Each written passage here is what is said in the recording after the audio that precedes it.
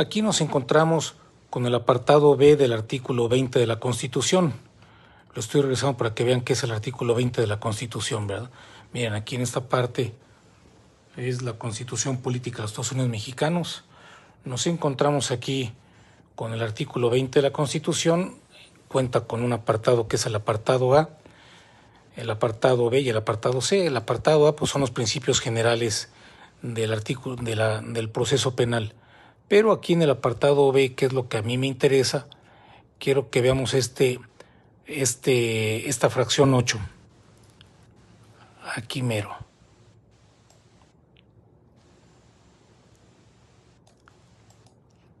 Ay, permítanme, soy muy malo para... Bueno, esta fracción 8. Esta fracción 8. Aquí la fracción 8 del apartado B del artículo 20 de la Constitución dice que tendrá de hecho una defensa adecuada por abogado al cual elegirá libremente, incluso desde el momento de su detención. Si no quiere o no puede nombrar un abogado, después de haberle sido requerido, podrá, para hacerlo, el juez le designará un defensor público. También tendrá de hecho que su defensor comparezca en todos los actos del proceso y tendrá la obligación de hacerlo cuantas veces se le requiera. Como les decía, el derecho a una defensa adecuada es un derecho tanto constitucional como convencional. Es un derecho irrenunciable, aunque la persona no quiera señalar un defensor, forzosamente la autoridad le designará entonces un defensor público. Aquí la pregunta toral, motivo de este tema, es en qué momento, si una persona es detenida, puede tener acceso a una defensa. Es de manera inmediata, tan es así que, como lo comentamos hace un momento, la fracción 8 del apartado B del artículo 20 de la Constitución, pues nos dice que tendrá derecho a una defensa adecuada por abogado, por sí, al cual podrá elegir libremente, ¿verdad? En caso de que no quiera designar defensor, entonces la autoridad tendrá la obligación de designarle un defensor público. Entonces, si una persona llega detenida, el Ministerio Público le va a preguntar si cuenta con algún defensor. Si él en ese momento dice que no cuenta con defensor, entonces el Ministerio Público es cuando le designará un defensor público. Y bueno, no específicamente el Ministerio Público. El Ministerio Público se comunica a la Dirección de Defensorías Públicas, ya sea estatales o a la Delegación de la Defensoría Pública, dependiendo, estando en algún estado, esto en la federal. Y bueno, ya la Defensoría Pública Federal señala dentro de la gama de defensores que tiene a quién le corresponde esa defensa. El derecho a una defensa adecuada es muy amplio, pero antes de ese derecho de defensa adecuada, nosotros nos vamos a encontrar con que la Constitución cuenta con diversos derechos. Nos encontramos que dentro de los 3 primeros párrafos del artículo 1 de la Constitución habla de que en los Estados Unidos mexicanos todas las personas gozarán de los derechos humanos reconocidos en esta Constitución y en los tratados internacionales de los que el Estado mexicano sea parte, así como de las garantías para su protección, cuyo ejercicio no podrá restringirse ni suspenderse, salvo en los casos y bajo las condiciones que la misma Constitución establece. Habla también el párrafo 2 de lo que son las normas de derechos humanos se interpretarán de conformidad con esa Constitución y con los tratados internacionales. Dice que favoreciendo en todo momento a las personas la protección más amplia, lo que es el principio pro persona. Y el tercer párrafo, que son que todas las autoridades en el ámbito de su competencia tienen la obligación de promover, respetar, proteger y garantizar los derechos humanos, de conformidad con los principios de universalidad, interdependencia, indivisibilidad y progresividad. En consecuencia, el Estado deberá prevenir, castigar, sancionar y reparar las violaciones de los derechos humanos en los términos que establezca la ley. ¿Qué quiere decir esto? Que dentro de la Constitución nos vamos a encontrar nosotros con diversos derechos. Entre esos derechos nos vamos a encontrar con el derecho a una defensa adecuada. Cuando una persona es detenida, la autoridad tiene la obligación de documentar el motivo de la detención, entre otras cosas que más adelante les voy a platicar. Esto con la finalidad de dar certeza de que los hechos acontecieron tal y como se menciona. Una vez que llegamos a la agencia del Ministerio Público, solicitamos pues se nos tenga o se nos dé acceso a lo que es el informe policial homologado. Aquí tenemos un informe policial homologado. el cual consta de diversos documentos. El primero de ellos es la puesta a disposición. Aquí en este caso estamos viendo que fue puesto a disposición el día 20 de septiembre de 2024 a las 20 horas con 30 minutos. En este informe policial homologado, bueno, se ve cuántas personas son las que intervinieron en la detención, lo que son los policías, que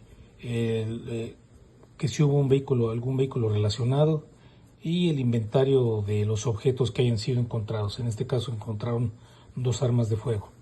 Y bueno, además de las armas de fuego, pues también encontraron pues otro objeto y un acta de entrevista, por ejemplo. Encontramos aquí el nombre del policía que llevó a cabo la detención, al cual se le denomina el primer respondiente, y finalmente en esta parte lo que es el Ministerio Público, que en este caso fue de la Fiscalía General del Estado. También dentro del documento encontramos lo que son los datos del primer respondiente. Aquí aparece el nombre del mismo, la autoridad a la que pertenece, en este caso en el estado de Colima, y pues el grado que tiene, que en este caso es policía segundo. Se ubica la unidad patrulla en la que él viajaba y cuántos elementos arribaron al lugar, que aquí señala que fueron 4. En este mismo documento está conocimiento del hecho. Aquí conocimiento del hecho, lo relevante es ver en qué momento conocieron el hecho. Aquí se ve que lo conoció en el día 20 de septiembre de 2024 a las 18 horas con 30 minutos. Arribaron al lugar, ellos dicen que conocieron el evento a las 18:30 horas de esa misma fecha, pero que arribaron al lugar 5 minutos después, a las 18 horas con 35 minutos. Y también aquí se va a dar una descripción de lo que es el lugar de intervención. En este caso fue en la carretera Manzanillo-Colima, señala un número exterior 507, en la ciudad de Colima, frente al rancho, o una referencia, frente al rancho El Saus. Hasta señala aquí la geolocalización, ¿verdad? El siguiente documento que tiene que llenar la policía, pues es un croquis ilustrativo del lugar donde se llevó a cabo la detención. Aquí, por ejemplo, pues se pregunta si se realizó la inspección del lugar. En el momento de realizar la inspección, si se encontró algún objeto, pues ya se dice aquí que sí se llevó a cabo la inspección del lugar, si se encontró un objeto. Dice si llevó a cabo la priorización de la intervención, dice que sí. Y en la parte aquí si se preservó el lugar de la detención, dicen que no. Preservar el lugar de la detención consiste en el acordonamiento. Posteriormente hay una situación que se llama la narrativa de hechos. Esta narrativa de hechos es un acta circunstanciada en donde van a señalar los elementos policíacos tal y como acontecieron los hechos. Desconozco por qué en este momento pues el acta no termina, pero viene más adelante. La verdad desconozco el motivo por el cual la dividen. Yo normalmente las junto y la dejo como un solo documento cuando la estoy revisando. Pero el siguiente documento que tenemos es sobre la detención. Aquí nos va a señalar que la detención fue el día 20 de septiembre del 24 a las 18:50 horas. ¿Por qué a las 18:50 horas? Porque precisamente la narrativa de hechos a las que les hice alusión hace un rato no señala cómo fueron aconteciendo los hechos, es decir, se señala una línea del tiempo. En este caso, bueno, ya nos dice que la detención fue en esta hora ese día. El nombre nos señala en este asunto se detuvieron a 3 personas. Aquí nos señala una persona, nos señala aquí lo que es sus derechos como persona detenida, el nombre de que está enterado de sus derechos, y viene siendo toda esta parte es los objetos que le hayan sido encontrados, ¿no? Pero objetos personales, no objetos de delito. Otro documento que consiste en el traslado.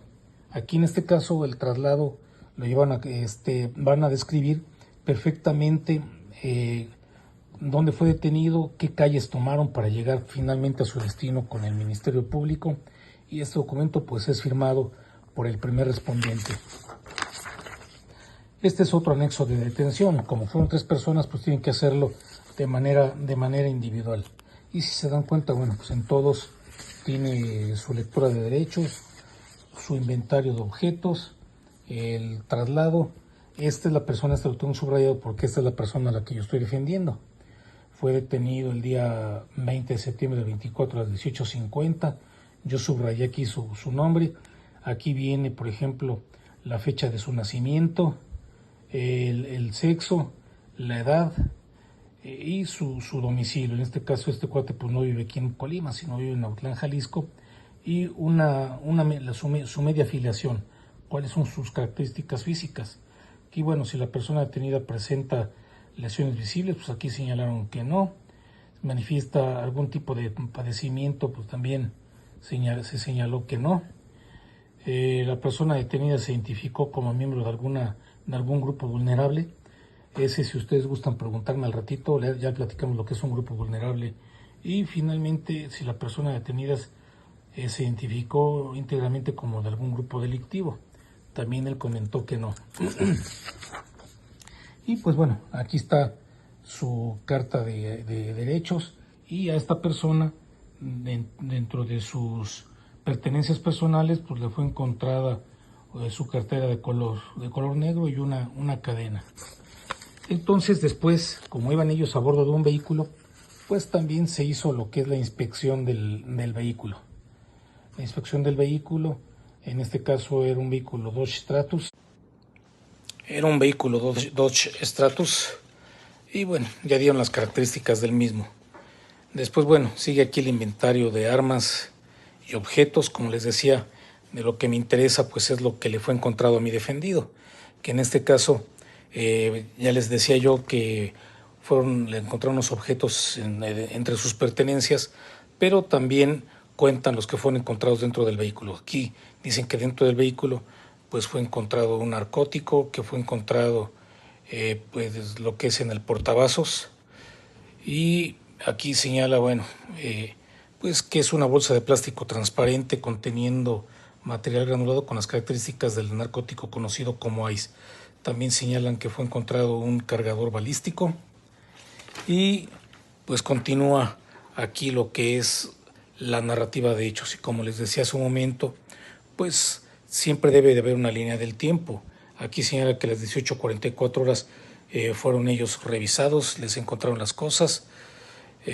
También después aquí señala que a las 18:45 horas fue revisado el vehículo y pues se encontró lo que es un arma larga, un cargador balístico, una bolsa conteniendo material granulado con las características del ICE, y pues objetos que fueron encontrados y que le fueron entregados a un policial que se le denomina que tiene las capacidades para procesar la evidencia. Y bueno, después de que se lleva a cabo toda la narrativa, los policías hacen un inventario de cómo es de que ellos dividieron los objetos que fueron encontrados, a los que se les denominará indicio. Y a mi defendido, por ejemplo, dicen que le encontraron un indicio consistente en un objeto metálico con las características de un arma corta. Después dice que una bolsa de plástico transparente conteniendo metanfetamina, un teléfono celular. Esos fueron los indicios 1, 2 y 3. Después dice que dentro del vehículo, pues bueno, fue encontrado un objeto con las características de la morfología de un arma de fuego larga, las características de la misma, un cargador metálico abastecido con 11 cartuchos, y así como una bolsa de plástico conteniendo material granulado con las características de la droga conocida como ice. Entonces, bueno, aquí ellos señalan que la narrativa se realizó con ayuda del equipo de cómputo, pero sin embargo ellos lo hacen después de que señalan que fueron puestos a disposición en los separos de la policía investigadora. Es decir, yo aquí lo que veo es que este documento fue llenado a máquina cuando el protocolo de actuación del primer respondiente dice que estos documentos deben de ser llenados en el lugar. Y por supuesto, si ellos en ningún momento manifiestan que se encontraban dotados de un equipo de cómputo y de una impresora, pues esto me da a entender que este documento fue llenado posterior a que fueron puestos a disposición del Ministerio Público, lo que es un punto a mi favor al momento de irme a juicio.